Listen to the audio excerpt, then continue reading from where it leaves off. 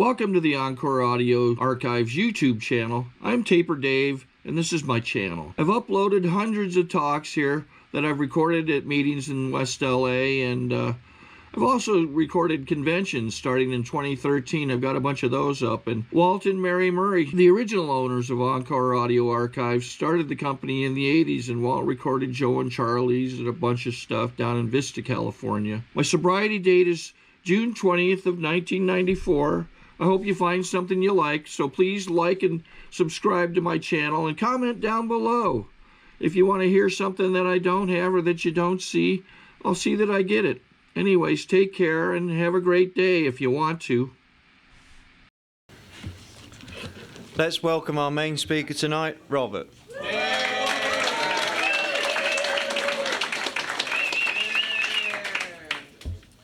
Hi everyone, my name is Robert Kilgore and I'm an alcoholic. Wow, there's so much energy and enthusiasm in here. I want to welcome the new people that came up and took chips, and people in their first year of sobriety. And if you didn't come up, I want to welcome you as well. And I hope that I can say something tonight in sharing my experience of what it was like, what happened, and what it's like today that will hold you till tomorrow, you know. And if there's anything I can say, just the mere fact that on a Saturday night, not that anybody would want to go on a date with me, so it doesn't really matter, but nonetheless, I'm here in an AA meeting speaking, right? So, and they're not paying me, and I actually was in a pair of shorts and a t-shirt, and I put a coat and tie on. And I do this simply to give back to Alcoholics Anonymous. I don't say no to an AA request. I was taught that years ago. I wouldn't be doing that if my life wasn't much better than it is when I was out there drinking and using. So the hope that I bring to you is that I have recovered from a seemingly hopeless state of mind and body. The Big Book promises that you will recover from alcoholism, and I have recovered from alcoholism. And you'll hear some people in AA say that they're recovering, and that recovering process goes on for years and years and years. And I want to say, get recovered, for crying out loud! And because the Big Book promises we will be recovered from alcoholism. It's very clear about that. If I am still recovering, then that means I'm still practicing the disease of alcoholism. And I don't want to live like that, you know, and for many years I did. So the good news I bring to you, that the Big Book of Alcoholics Anonymous brings to you, is that you will recover from a seemingly hopeless state of mind and body if you come in here and do these steps. And it has happened to me, and if you hear nothing else, just know that it's happened. At least the speaker said so. And may not be looking like it later. I want to thank the secretary for asking me to speak tonight. I know she's busy with personal friends and couldn't be bothered to come here on a Saturday night. I did. Well, there's some people who work a program and some people who talk about working a program. What can I don't know.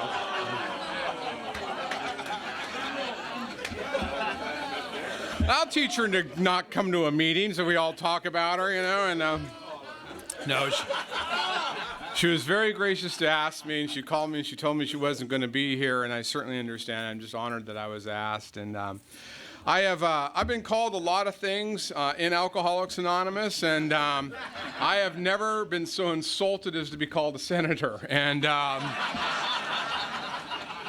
that's low. That's low. Call me a whore, call me a slut, a liar, and a cheat, and a thief. Those are honorable things in AA, but senator? Okay. Yeah, we strive for, right? We shoot to be liars, cheats, and thieves. And, you know, I'm feeling good tonight, and I was talking to somebody out at the break, and if there's anything that I can explain to you about my alcoholism is this. 25 years ago, I'm sober 24 and a half years. 25 years ago, it's locked. You need to go around the back. 25 years ago, I don't want to keep breaking down the door trying to get in, you know. So I'm the kind of guy that wants to get out of AA, not in, you know. It's true. I'm not a speaker who will get up here and say that they came to Alcoholics Anonymous and went, oh, I'm at home. Oh, I feel so good. You know, they had some meetings have a sign. I'm sure they have it in here. It says welcome home and all that crap. I didn't feel like this was home. If this was home, this was dysfunctional and sick, you know, and because the way I felt was Joe was in the very first meeting I think I went to, and I'll tell you where I was at. I think I went to Joe's house. He had a dance after a Saturday night, turned his back patio into a dance on a Saturday night. And those were the days when you didn't go to bars. You all went to dances. And we went to Joe's house after the Saturday night meeting. Now, everybody is in the back of the house dancing, having a great time. I'm in the front yard. I remember this. I saw you tonight, and I remember this. I'm in the front yard with a guy, and I'm talking about why I can't stay in AA. Because AA is a cult, and I have been in cults before, and this is just another cult. And I'm not drinking the coffee because I know that it's spiked with drugs, and you're trying to take over my mind. And he is just saying, okay, Robert. And I'm saying, I was in Est. I know all about cults. And he was just like, you know, he's looking at me like, oh, this one's not going to make it. And actually, you know, and what happened is later on I had to pee. And so I went to his bathroom. And on the wall, I don't know why I sat down, but I was sitting down to pee. And I looked my I don't know where that came from, but oh well. So I remember this as it was yesterday, as I was sitting down right to the left of you, next to the toilet paper roll, were the 12 steps. I mean, were the 12 promises. Were actually the promises. And I read them and I began to cry. So half hour before, I know this is a cult. The CIA has called ahead and they're trying to take over my mind. And a half hour later, I'm taking a pee, sobbing over the promises of Alcoholics Anonymous. And that is pretty much the way I was my first couple of years in AA. I was like a loose cannon. There was no telling them where I was going to be. The kind of a guy that I am is I drank. I'm an alcoholic. I'm not a drug addict. I really don't consider smoking pot, taking whites, amyl nitrate, hash. Those are not drugs. Drugs are Percodan, Percocet, Millerell, Milltown. Those are drugs. My mother took those, right? My mother was a prescription drug addict. And she took those, and those were drugs. And so I was never, ever going to be a drug addict. So I would just smoke pot and smoke hash and do that, but I loved to drink. I loved everything about drinking. I should have been clued in that there was a problem because I went and had my wisdom teeth pulled one time, and I had no friends when I was drinking, and I had no one that could go to the dentist and drive me home. Okay, that's incomprehensible demoralization. That's pitiful and incomprehensible demoralization when you have no friends that you could call up and say, I got to go have oral surgery. Would you drive me from the dentist? So because I didn't, and I didn't want to go to an oral surgeon, I had my local dentist just give me local anesthesia, just with little shots in my mouth, and yanked out my wisdom teeth. And he gave me a bottle of Percodan. I get excited when I talk about it. He gave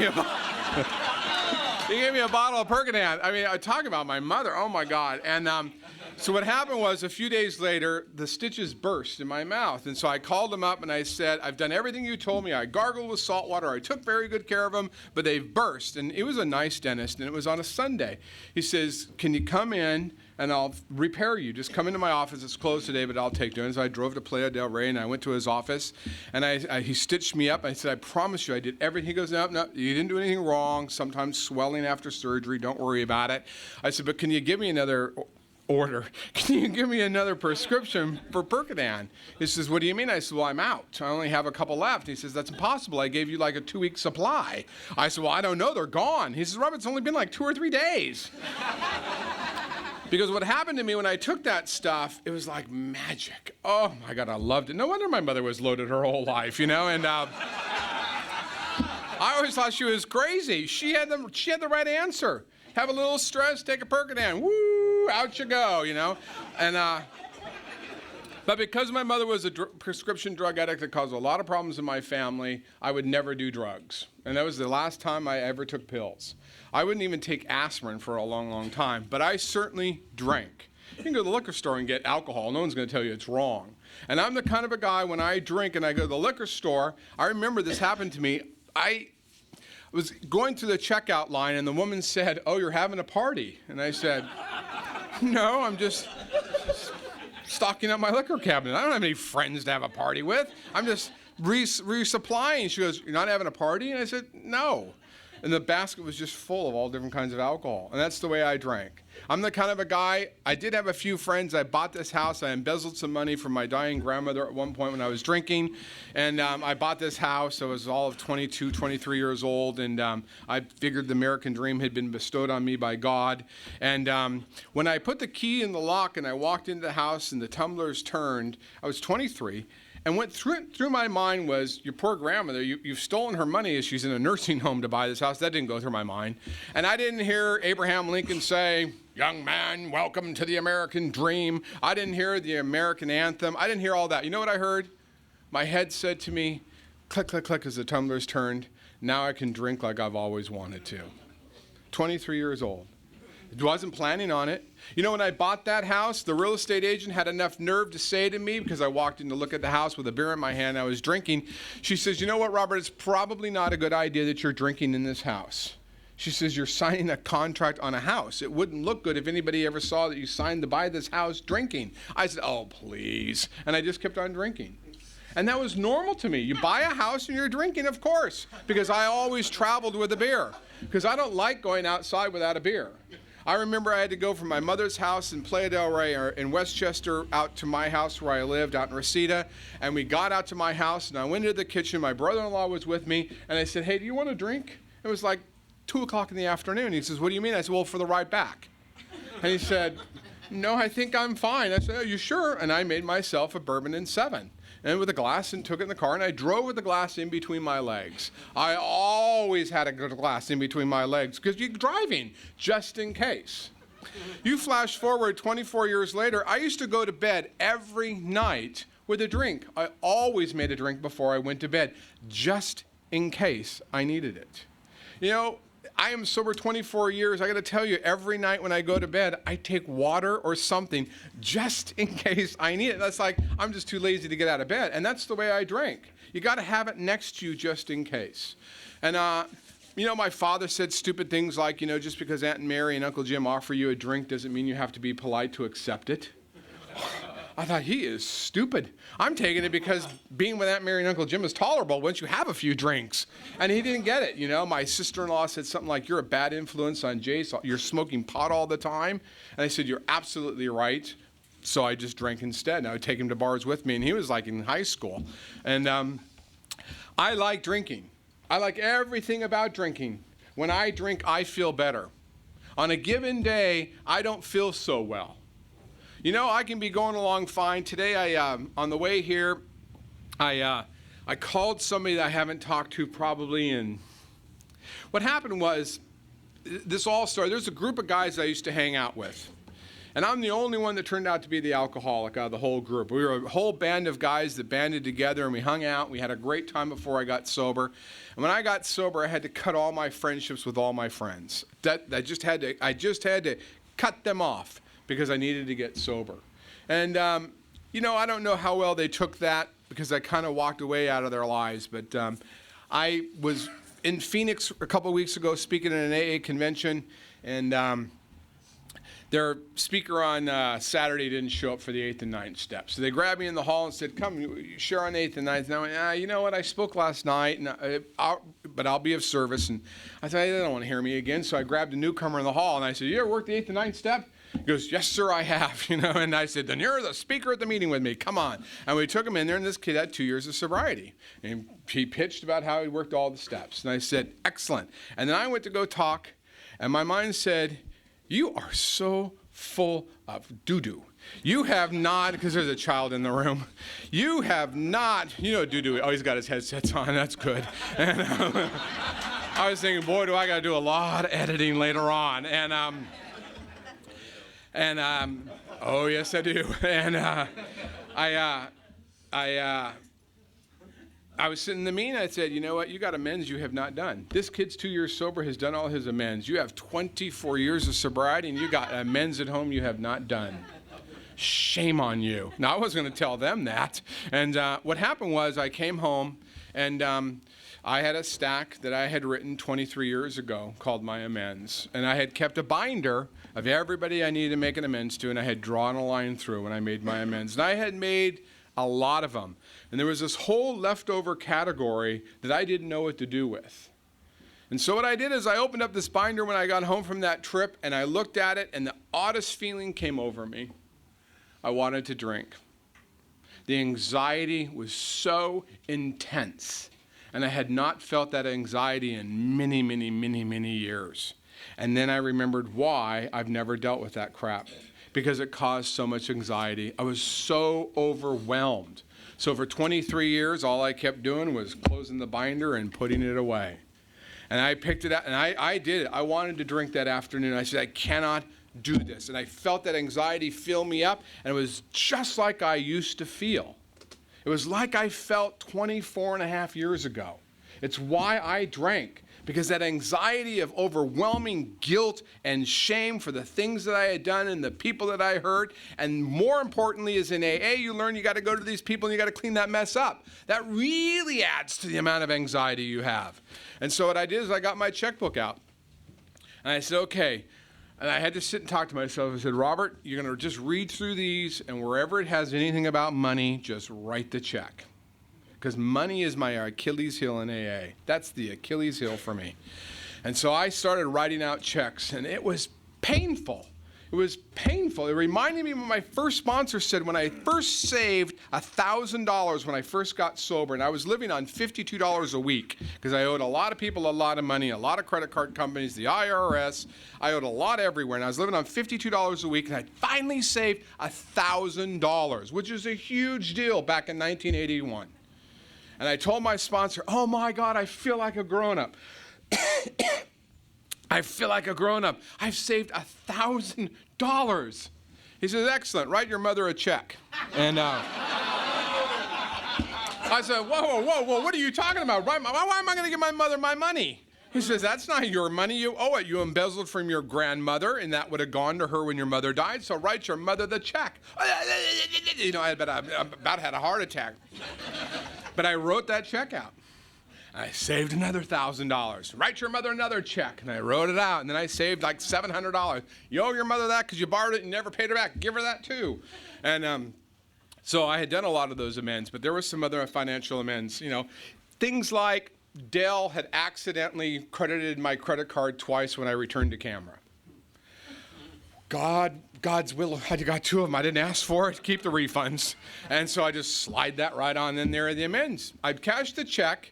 Because the kind of a crazy guy that I am is I want to justify my behavior. I would cash the check or allow the credit to be posted to my credit card, knowing that I was wrong. I would then make a note of it and details about it and slide it in for a future amends. That's the insanity of not wanting to deal with this.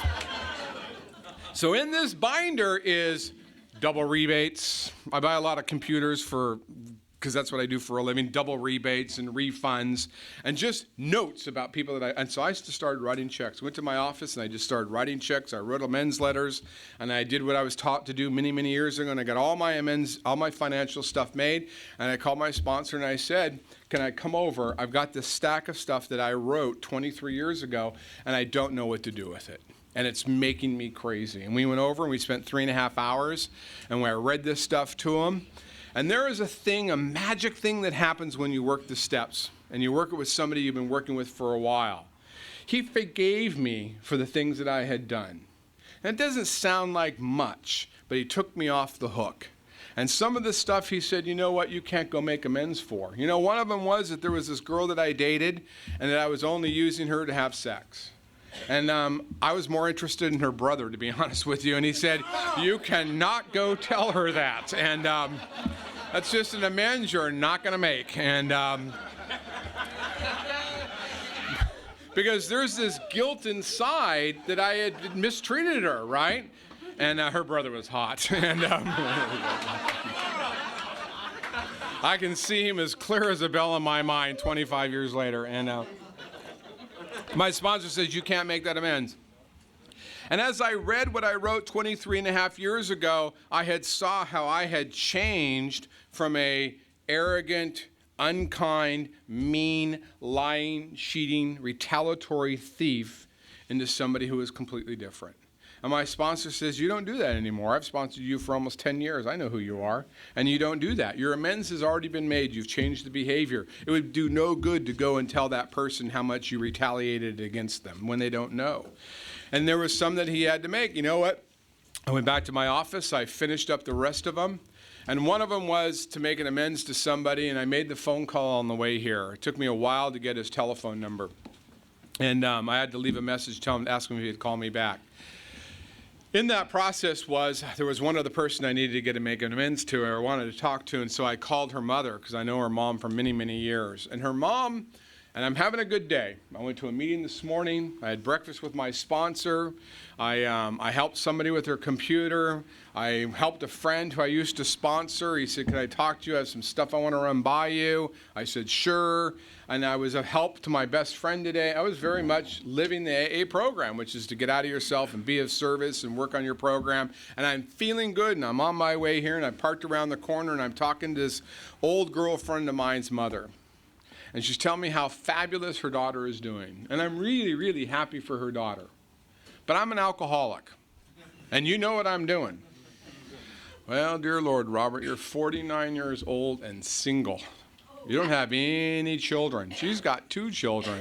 They bought a house. You don't own a house. Isn't that interesting how well she's doing?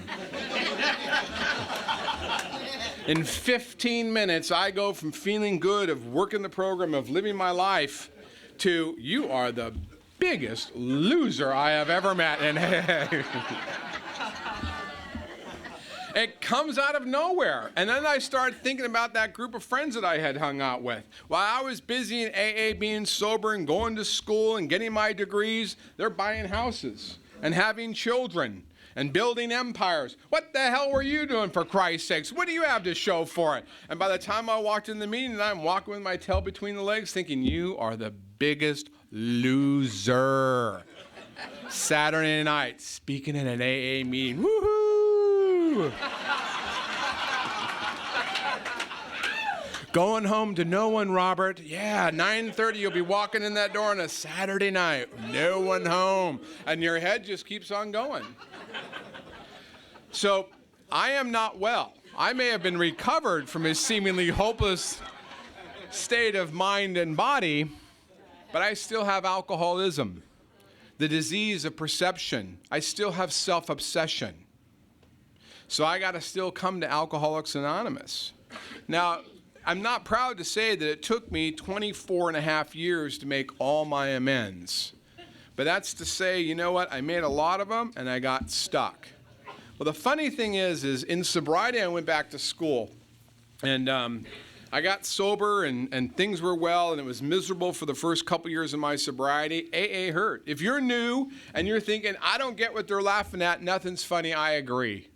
And if you're like me and the newcomer comes up with 30 days of sobriety and comes to the podium, I'm just so happy to be sober. Well, my husband, he just is so loving and kind. He bought me a new car today for my 30th days of sobriety. And my children were accepted to Princeton just yesterday. Oh, this is a beautiful program. I'm just so happy to be sober. If you are like me, I would say I'd sit in that chair and I'd look at that bitch and I said, I hope she drinks. And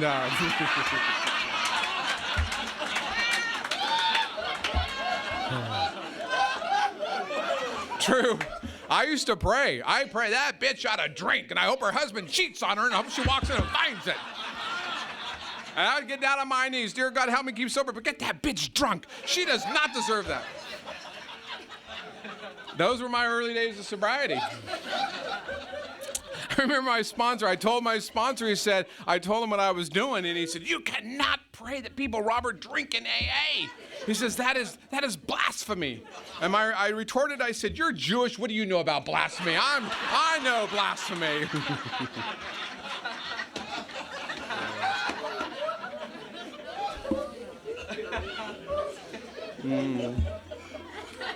And then you have to go to Joe Fitzgerald's house. That's a wrong place for me. I'm sleeping with girls and sleeping with men. You want me to go to Joe's house? Made me very uncomfortable. And I wouldn't hang around Joe. Kept him at a distance. Dear Lord, don't let them know I'm a queer.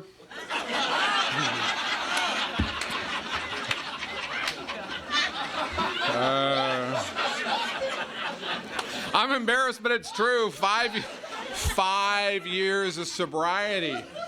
I get up to my home group, ask me to talk. 5 years of sobriety, and I was a mess. I mean, I was a mess for a long time in AA. People would hurt my feelings. I mean, and I would cry or I would retaliate. You know, when I read my amends to my sponsor, and I've done inventories with him, my number one character defect is retaliation. Watch out. I retaliate. I love to retaliate. You need to be punished. And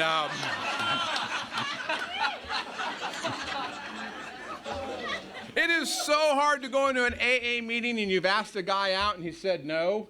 Oh, he is punished. You don't talk to him. You bump. My sponsor would say, you're going to say hello to him. I said, he turned me down on a date. He says, Robert, look how you're acting. Who would want to go on a date with you? And don't talk to my sponsor now. At 15 years of sobriety, I did an inventory, and I had 775 active resentments. And basically everybody I'd ever come in contact with in my entire life was on the list. Because I hated everyone. Everyone. If I asked you on a date and you said no, on the list. If you had money, on the list. You had a BMW, on the list. Good looking, on the list. Married, on the list. Had been on a date in the last 2 days, on the list. And it was just... And I took my sponsor, I got Armando as my sponsor, and the only reason I got him as a sponsor was Howard P. was my sponsor. He was great. I loved Howard. I just saw him in Phoenix the other day. And he was trying to help me. He really was trying to help me. I had done a quasi-inventory when I was 2 years sober. I'd been smart enough, my sponsor said, start making amends, and I'd made a lot of my amends. When it came to the character defects, he said, go home and read the book and take your 6 and 7 step. And the group I was in was not a big group on steps. You know, they were really into action. And I loved the group that I got sober in. You would never, ever get me to say anything bad about my group because they kept me sober. They kept me sober, and they did a great job. But I had these resentments, and I wasn't connected with God. And I got this guy to sponsor me, and the first thing he said to me, I was 15 years sober, I was a little crazy. He said to me what happened, and the only reason I got him to sponsor me is because I had this woman sponsor me. And we were over at Dupar's in the Valley, and she said, you know what, Robert? We had nice breakfast. Very nice. Sponsors always wait you got your key in the door of your car, and then they're going to tell you a few things they didn't want to tell you in the restaurant. And at 15 years of sobriety, she unloaded. She said, you are the most self-obsessed, obnoxious, egotistical maniac I have ever met in my life. She says, I've sponsored you for a long time. I got news for you. On your way out. You are on your way out to drink, and I love you enough to tell you this stuff. You are out of your mind. You are an asshole. Now, I'd already heard that. I had heard that at 10 years of sobriety.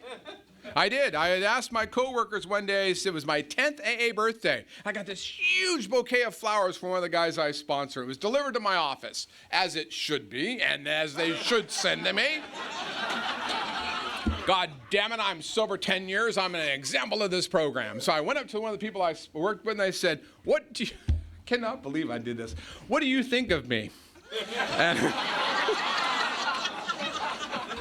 Now, and he said to me, what do I think of you, or what does everybody in the office think of you? And I'm looking at this bouquet of flowers, I'm thinking of course everyone in the whole office. Well, quite frankly, Robert, we wish we didn't have to work with you. We wish you had quit. You're an arrogant, sarcastic, mean, nasty person, and we wish you would leave because you don't have a kind thing to say to anybody, and we all resent having to come in here every day and work with you. Stunned. I went out to the sculpture garden where I work, and I sat there. I laid up against a tree, crying on my 10th AA birthday, and I said, God, why? Why have you forsaken me? And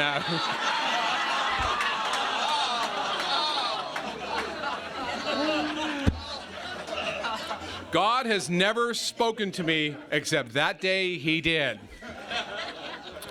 He said, because Robert, you are an asshole. Swear to God. And the next 10 to 13 was a rough time for me. 10 to 13, I went through a horrible time. Horrible time.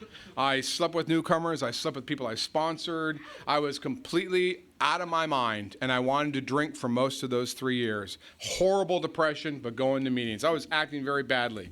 And I grabbed this guy called Armando, and I said, would you help me? After she had told me all this nasty stuff, and he says, yes.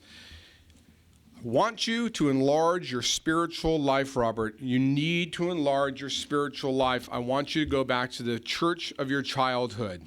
I said, well, screw you, and fired him. I don't need no God, screw you, you know. And I used to say to him, he'd come up to me and he said, did you pray today? And I would go, God. He said, Robert, he was very devout Catholic. He said, would you stop doing that? I said, listen, if your God's so small that he can't be taken, flipped off from, maybe you ought to get a new one, because mine can. That was at 15 years of sobriety. I am not a pillar of, I want what he has. So he said, I want you to do an inventory. And I said, I've already done one. He says, bring it to my house and read it to me. And I said, okay. And I brought this stack, 775 resentments. I brought it in a duffel bag.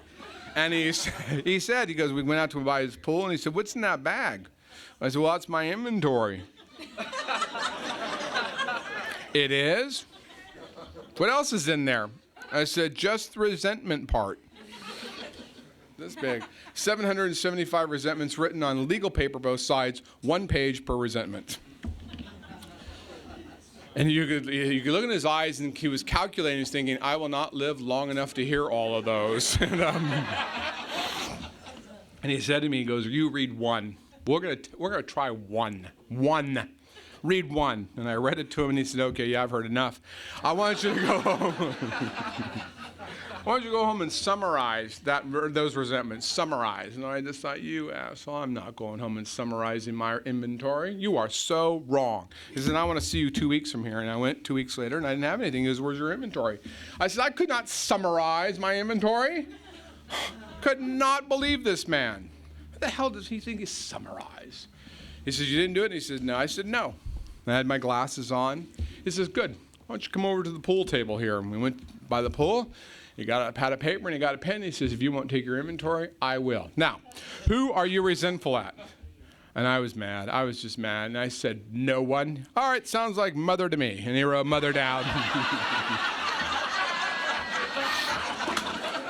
Now, what are you mad about your mother for? And I said, my mother is dead, for Christ's sakes. And he says, what are you mad about? And I said, what? My mother was a drug addict my whole life. That's what. She was never available. She was always locked in her bedroom with the drones. And I went on. He said, okay, he wrote it down. He says, what does that affect? I said, what do you mean, what does that affect? Clue. Hadn't read the big book yet. He goes, what does that affect? And I did. I said, my whole goddamn life, that's what it affected. He says, that would be called personal relationships, Robert. And pride, and self-esteem, and security. And I thought, where's he getting this stuff? And he said, what was your part? And I said, my part? I said, this is all true. I said, what do you think, Armando? I opened her mouth, put the pills in her mouth, and then chased it down with water for her? I had nothing to do with this. She was a drug addict. She took them without even my permission or asking, for Christ's sakes. She could care less about anybody but herself, and took those pills all her life and overdosed and ended up in mental institutions, for Christ's sakes. He says, she was a drug addict, huh? And I said, yes. He says, and you're an alcoholic, aren't you? I said, yes. And he says, you made amends, haven't you? I said, yes. He says, when you go to those people, you want them to be tolerant and kind and considerate and understanding and forgiving? I said, well, yes. Okay, that would be your part, is you're judgmental, unforgiving, non-forgetting. I was pissed. He goes, what's the solution? I said, she's dead. Dead, I tell you. There's no solution. She's dead in the ground. And this is the way I talk to him. He says, yeah, the solution is to grow up and move on. She's dead. And he wrote that down. Now, Let's do your father. We're on a roll. And I was pissed. Nobody had ever talked to me this way. What are you mad about with your father? I said, my father never kissed me, never held me, never told me that he loved me. Wrote it down. He goes, what does it affect? And I go, I guess my personal relationships. And I said, yes, you are correct. And it also affected your security. Now, what's your part in it? And I said, I didn't have any part in the goddamn thing. My father, I don't know what his problem was. He goes, how many kids in your family, Robert? And I said, there's 7 of us. That'd be self-obsession, unwilling to share with others, demanding. You're an unreasonable demands. That's going to be a big one for you, I can tell already. Unreasonable demands and expectations on other people. Did you ever consider that there were 7 children in the family, Robert? What did your father do? I said, he was a plumber. How many hours a day did he work? Yeah, self-obsession, Robert. What's the solution? I said, he's dead too. He goes, no. Grow up and move on with your life and forgive your father and recognize he did the best he could. And I started sobbing like a baby. The gig was up. He says, you go home and you do an inventory just like that. And you do a sex inventory too, Robert, because I hear a lot of things and you are messy out there and I want to hear about it.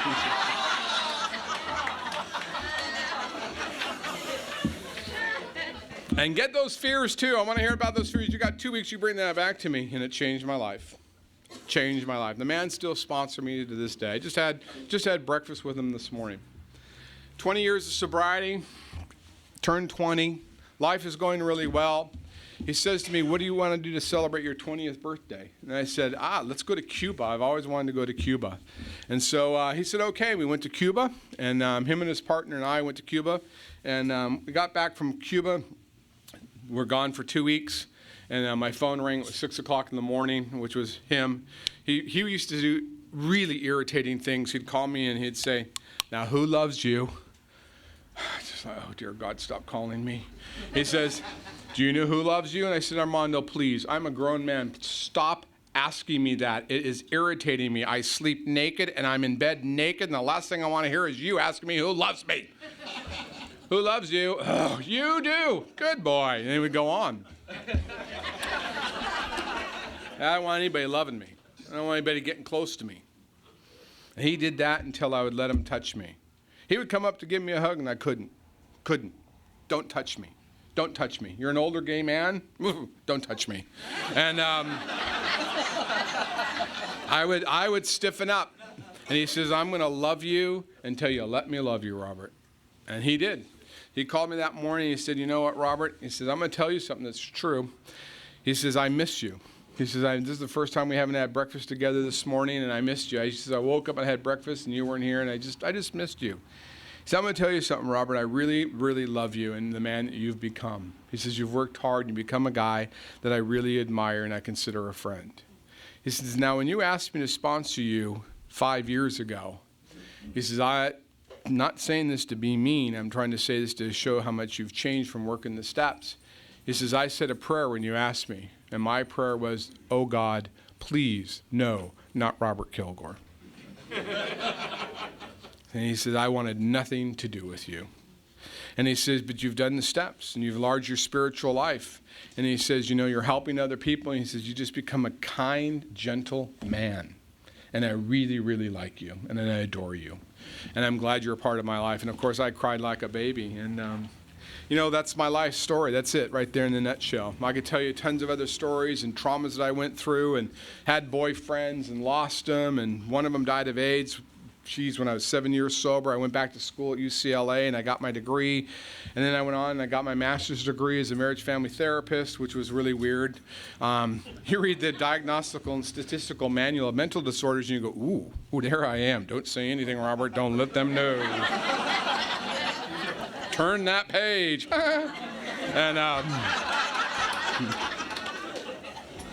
And life is good today. You know, I'm still at that same job. I work for the same place. And you know what? Some of those people, my boss said to me a couple years ago, is write a reorg for our office on what you think should happen here. And of course, I wrote myself in as the manager. And he took it to the people that I was working with, coworkers. And they said, what do you think about Robert going from being your coworker to being your manager? And all of them said, I would welcome the opportunity to do that. I'd love to report to him. And that's a big shift from 10 years of sobriety, or 15 years of sobriety, or 10 years to 20 years. is that the people didn't want to say we don't like you anymore. We'd like to have you be our manager. And life is good. Yeah, I am single today. I struggle with that, and I struggle with self-doubt, and I struggle with some regret. You know, 24 years ago, a doctor said to me, Robert, you have acute pancreatitis, and you need to be hospitalized. I said, what's that? And he said, it's from drinking. I said, I don't drink that much. I drink 2 beers a day. And he said, well, some people can drink more than others. And you need to be hospitalized. And the carpet was dirty when I went to go into the admitting room, so I wouldn't let him admit me to the hospital. Instead, I went home and I drank that night. And I continued drinking until I came into AA. My choice was to put a bullet in my brain or come to AA. And I came to AA. But faced with dying from acute pancreatitis, I choose to drink when I'm drinking because I love the effect of alcohol. About a month ago, I was in Vegas with a group of guys, one guy I sponsor and another group of friends, and there was 14 of us there. So today I have friends. 25 years ago, I couldn't ask anybody to get me from the dentist to get my wisdom teeth pulled out. And I'm sitting there at the table, and we're laughing. I'm having a great time, and I got this incredible pain across my chest, and I got the shooting pains down my arms. I said, oh, dear God, I think I'm having a heart attack. And I said to my buddy next to me, he goes, are you all right? And I said, you know, I think I'm having a little heart attack. He said, do you want to go to the emergency room? I said, nah, let's just see what happens. And he says, Robert, you're crying. I said, I'll just walk around, I'll be fine. And they made me go to my doctor a couple days later, and my doctor says, yeah, I did an EKG, and I said, how's it look? He said, fine. The nurse came in, and I said, how's it look? And she goes, borderline, and walked out of the room, and I went, whoa, dear God. Do you know that I went home and changed my entire diet that day? I gave up coffee, I gave up sugar, I gave up flour, I gave up salt, and I gave up, heavy fats, all in one day. I went through the most miserable week I've ever been in my life with massive amounts of headaches and just being sick and everything else. Because the doctor said, you know what, Robert, my blood pressure was really high. And I said, why is it so high? And, well, basically, Robert, you've gotten fat. Look at you. And go home and lose weight. And I changed my life that day. But you tell me I have acute pancreatitis and I'm going to die if I take another drink. And I look at the carpet and it's too dirty and I go home and drink. That's alcoholism. If I'm free of alcoholism, I make decisions to take care of the body that God has given me because it's the only one I got. If you are new, my time is up. I'd love to talk longer, but that's the way the gig is. So I just want to welcome you to Alcoholics Anonymous, and I hope you heard something. If anything, I hope that you go home, start working the steps, and join us on this broad highway to a new life. Thank you very much.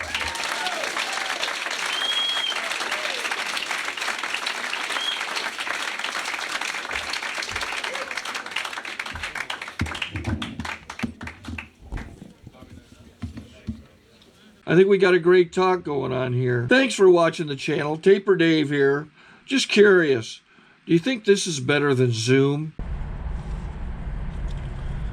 Okay, this is how I prepare my drone for launching. I like to do it inside the cab of my truck so I'm not standing outside in the weather. To install the joysticks for control, up and down, right and left, powered on.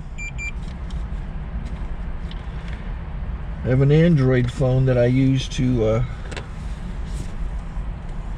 connect it to the drone with, and it's actually controlled through the iPhone, through an app. Oops, wrong way. It's actually controlled through the iPhone, or through this Android phone, through the app. It's actually controlled through the Android phone, through an app, and you connect it through this short connection right here.